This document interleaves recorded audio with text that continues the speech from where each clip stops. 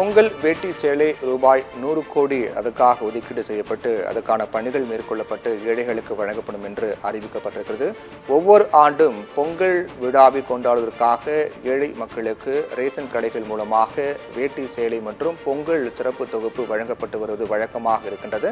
இந்நிலையில் 2025 பொங்கல் பண்டிகையொட்டி வேட்டி சேலை திட்டத்திற்கு ரூபாய் 100 கோடி ஒதுக்கீடு செய்து தமிழக அரசு அறிவித்திருக்கிறது.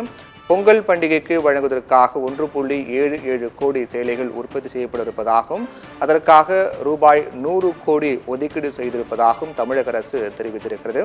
ஒவ்வொரு ஆண்டும் பொங்கல் பண்டிகை ஏழைகள் சிறப்பாக கொண்டாடக்கூடிய வகையில் அவர்களுக்கு இலவச வேட்டி சேலை மற்றும் பொங்கல் தொகுப்பு கரும்புடன் கூடிய பொங்கல் தொகுப்பு வழங்கப்பட்டு வருகிறது. ரேஷன் கடைகள் மூலமாக இந்த பொருட்கள் வழங்கப்பட்டு வருகின்றது. அதையொட்டி அடுத்த ஆண்டுக்கான வருகின்ற 2025 ஆண்டுக்கான பொங்கல் பண்டிகையொட்டி வேட்டி சேலை திட்டத்திற்காக அதற்கான நிதி ஒதுக்கீடு செய்து தமிழக அரசு அறிவிப்பு வெளியிட்டிருக்கிறது. அதற்கான நிதியாக 100 கோடி ஒதுக்கீடு செய்யப்படுவதாகவும் பொங்கல் பண்டிகைக்கு வழங்குவதற்காக 1.77 கோடி சேலைகள் தயார் செய்யப்பட இருப்பதாக தெரிவிக்கப்பட்டிருக்கிறது. இந்த திட்டத்திற்காக 100 கோடி ரூபாய் ஒதுக்கீடு செய்து தமிழ்நாடு அரசு உத்தரவிட்டிருக்கிறது. அதையொட்டி இந்த பணிகள் தற்போது தொடங்கப்படும்.